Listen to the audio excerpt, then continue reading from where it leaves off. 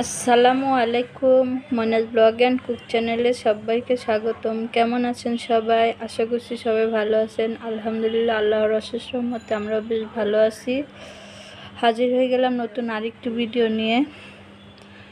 তো আজকে আপনাদের সাথে আমি একটা রেসিপি শেয়ার করব। এখানে দেখতেই পাচ্ছেন আমি সব রেডি করে নিচ্ছি। আর রেসিপিটা হচ্ছে 2 টুকরো মাংস দিয়ে কিভাবে ভর্তা বানানো যায়, সুস্বাদু একটা ভর্তা, সেটাই আপনাদের সাথে শেয়ার করব। আর এখানে আমি সব কিছু নিয়ে নিছি, কি আমার এই ভর্তাটা তৈরি করতে কি লাগবে। তো এখানে আমি 2 টুকরো মাংস নিছি, 6-7টা কাঁচামরিচ নিছি, 3-4টা শুকনো মরিচ, 7-8-9টা হচ্ছে রসুনের কোয়া, আর এই যে পেঁয়াজও এখানে 2টা বড় বড় 2টা পেঁয়াজ কুচি করে নিছি, মানে সমস্ত কিছু নেওয়া হয়ে গেছে। আর লাগবে হচ্ছে তেল, সরিষার তেল হলে ভালো হবে। তো তেলটা আমি পরেই দিব। তো এখন আমি মাংসগুলোকে 2 টুকরো মাংস নিছি, মাংসগুলোকে আমি ছোট ছোট পিস করে নেব।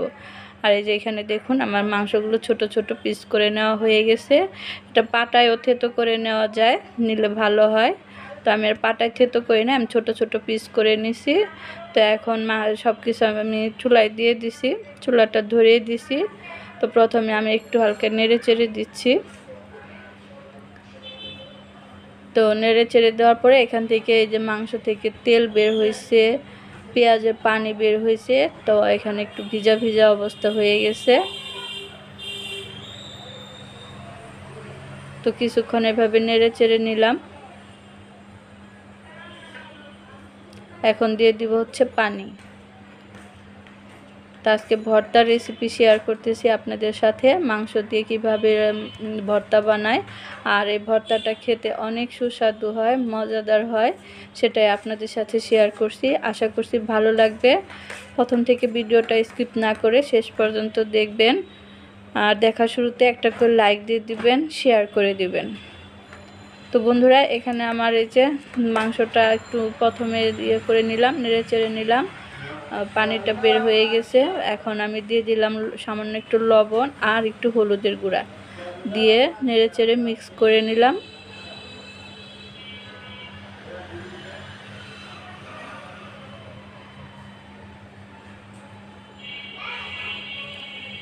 তো এই যে নাড়াচাড়া হয়ে গেছে। এখন দিব ফাইনালি পানি।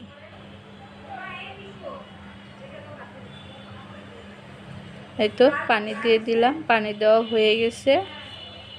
এখন নেড়ে চেড়ে আমি ঢেকে দিব। ঢেকে দিয়ে চুলার আঁচটা মাঝারি আঁচে করে আস্তে আস্তে সিদ্ধ করে নেব মাংসগুলোকে। মাংসটা একটু সিদ্ধ হতে সময় লাগবে। তো যাই হোক, এটাকে আমি আস্তে আস্তে সিদ্ধ করে নেব।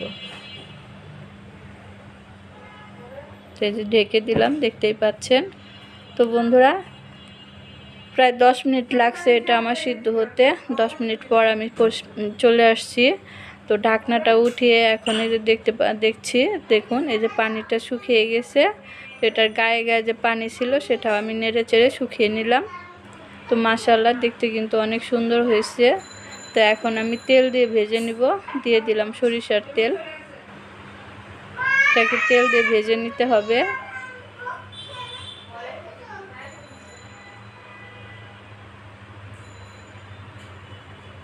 এরকম ভর্তা করে যাকে খাওয়াবেন সে একদম খুশি হয়ে যাবে, একবার খেয়ে বারবার চাইবে, এতটাই মজার এই মাংসর ভর্তা।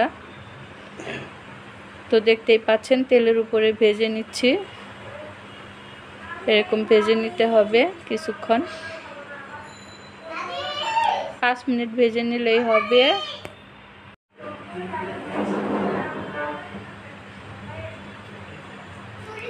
তো মাংসটাগুলোকে আমি সমস্ত উপকরণগুলোকে আর কি তেলের উপরে ভেজে নিচ্ছি সুন্দরভাবে।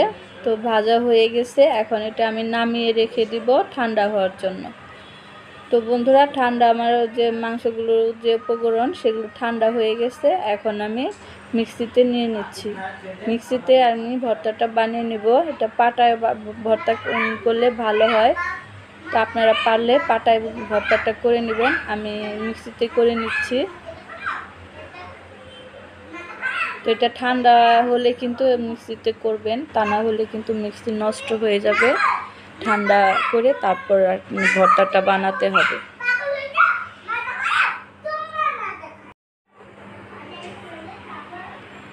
তো বন্ধুরা, এই যে মিক্সিতে দিয়ে আমি ভর্তাটা বানিয়ে নিলাম। দেখুন কত সুন্দর হয়েছে, মিহি হয়েছে, অনেক সুন্দর হয়েছে, আর সুন্দর একটা ফ্লেভার বের হয়েছে, দারুণ। মাংসর ভর্তা আসলে আর কি দেখতে তো সুন্দরই লাগতেছে, দেখুন। তো আমি এখানে ঝালের পরিমাণটা একটু কম দিছি, আপনারা যদি বেশি খান কেউ কম মরিচের সংখ্যা বাড়িয়ে দিবেন। তো আমি আর কি ঝালটা বেশি বেশি খাই, কিন্তু এখানে আর কি বেশি দেওয়া হয় নাই ঝালটা। তো যাই হোক, এখন আমি বাটিতে নিয়ে নিলাম সমস্ত ভর্তাটা। আর এই যে এখন সরিষার তেল দিয়ে দিছি, কাঁচা সরিষার তেল। কাঁচা সরিষার তেল কিন্তু আমি ভাজার সময় একটু দিছি, দিয়ে ভেজে নিছি, আবার এখনও দিচ্ছি কাঁচা সরিষার তেল। কাঁচা সরিষার তেল দিয়ে ভর্তা বানালে খেতে দারুণ লাগে। তো এই যে সরিষার তেল দিয়ে ভর্তাটাকে আমি ভালোভাবে মেখে নিচ্ছি। দেখতেই পাচ্ছেন আপনারা কতটা সুন্দর হয়েছে।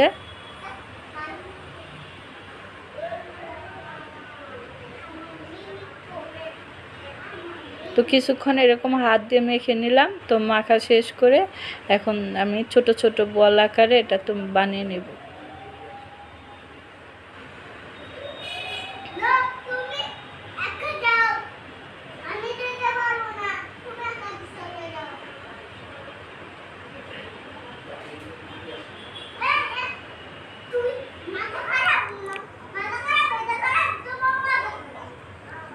তো এই একটা একটা করে আমি বানিয়ে নিচ্ছি বলের মতো করে, মানে দেখে সৌন্দর্যের জন্য ছোট ছোট করে বল বানিয়ে নিচ্ছি, তাতে করে দেখতে সুন্দর লাগে।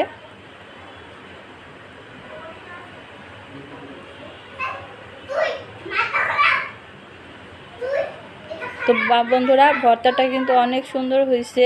আপনাদের কাছে কেমন লাগছে অবশ্যই কমেন্ট করে জানাবেন। আমার কাছে তো দেখতে খুব ভালো লাগতেছে। এই প্রথম বানালাম মাংসের ভর্তা, 2 টুকরো মাংস দিয়ে। পরিবারের জন্য এত সুন্দর একটা রেসিপি তৈরি করা যায় জানাই ছিল না। মাশাআল্লাহ, অনেক সুন্দর হয়েছে। আর আমার নাতনি কটকটানিতে শুনতেই পারতেছেন, অনেক কথা বলতেছে।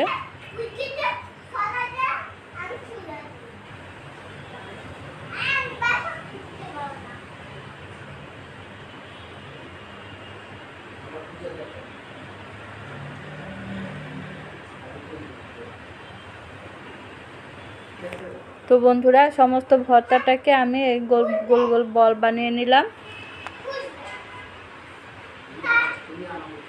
তো আমার ভর্তা বানানো শেষ, এখন খাবার পালা। এই যে দেখুন সবগুলো বানানো শেষ। মাশাআল্লাহ, অনেক সুন্দর লাগতেছে মাংসের ভর্তা। এইভাবে যে মাংসের ভর্তা খাওয়া যায় জানা ছিল না।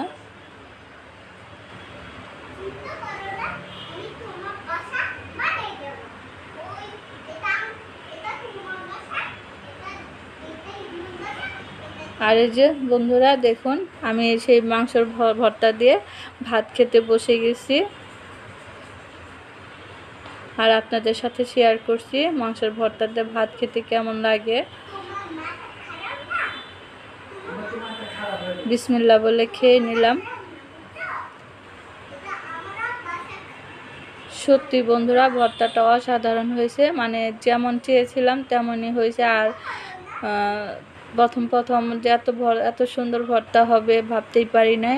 অসাধারণ হয়েছে, অনেক টেস্টি হয়েছে, আর গ্রানটাও অনেক সুন্দর, খেয়ে শান্তি পেলাম। তো আপনারা এইভাবে বানিয়ে খাবেন বাসায়, দেখবেন অনেক ভালো লাগে, আর সবাই খেয়ে অনেক খুশি হয়ে যাবে। আর সোহাগের আব্বু তো খেয়ে অনেক খুশি হয়ে গেছে। আজকে আর সোহাগের আব্বুর খাবারটা শেয়ার করি নাই, আমি খাচ্ছি। তো আজকের মতো ভিডিওটা আমি এখানেই শেষ করব। দেখা হবে আরেকটি নতুন ভিডিওতে। সে পর্যন্ত সবাই ভালো থাকবেন, সুস্থ থাকবেন, আমার পাশেই থাকবেন, আমাকে সাপোর্ট করবেন, আমাদের জন্য দোয়া করবেন। আমিও আপনাদের জন্য দোয়া করি। আপনারা ভালো থাকেন, পরিবারের সবাইকে নিয়ে সুস্থ থাকেন, এই কামনায় আজকের মতো বিদায় নিচ্ছি। আল্লাহ হাফেজ, আসসালামু আলাইকুম।